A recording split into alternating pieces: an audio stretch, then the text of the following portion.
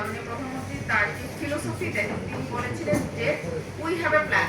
সম্মেলন হয়, সেই জেলা প্রশাসক সম্মেলনে তিনি বারবার এই উচ্চারণটি দৃঢ়ভাবে উচ্চারণ করেছেন যে সবার আগে বাংলাদেশ, কর্মকাজ গর্বদেশ। তার মানে আমাদেরকে কাজ করার প্রতি তিনি কিন্তু আহ্বান জানিয়েছেন। সো এখানে আমাদেরকে অলস বসে থাকার সুযোগ নেই, বেকার বসে থাকার সুযোগ নেই। দেশ গড়তে হলে, বাংলাদেশকে উন্নত করতে হলে, উন্নত বাংলাদেশ বিনির্মাণ করতে হলে আমাদেরকে কাজ করতে হবে। এবং এই মেসেজগুলো দেশের সকল পর্যায়ে একেবারে আমার একেবারে রাজধানী থেকে প্রান্তিক পর্যায়ে যে মানুষ আছে, একেবারে ধরেন আমি যদি সাতক্ষীরার কথাই বলি, যে সাতক্ষীরার শ্যামনগরের একেবারে সুন্দরবনের প্রান্তেও যে মানুষটি রয়েছে, সেও বাংলাদেশের নাগরিক, তার কাছেও যেন এই মেসেজটি পৌঁছে এবং তাকেও যেন আমরা অন্তর্ভুক্তিমূলক উন্নয়নের দর্শন হিসেবে কাজে অন্তর্ভুক্ত করতে পারি, সেও যেন কোনোভাবেই পিছিয়ে না পড়ে।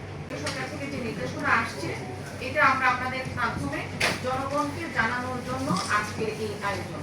কাজে এখানে যেন কোনো বিতর্ক বা কোনো ধরনের গ্রুপ বা কাজ পছন্দ অপছন্দ এই বিষয়গুলো না থাকে, আমি আপনাদেরকে একেবারে সবিনয় অনুরোধ করবো। কারণ কেউ যদি এটাতে অসহযোগিতা করে, তার মানে হচ্ছে বর্তমান সরকারকে আমরা অসহযোগিতা।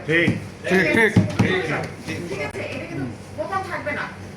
আপনি আজকে সাক্ষীরা করবেন, কিন্তু এটা কিন্তু চলে যাবে। এখন সোশ্যাল মিডিয়ার যুগ, কোনো কিছু আপনি চাপা রাখতে পারবেন না।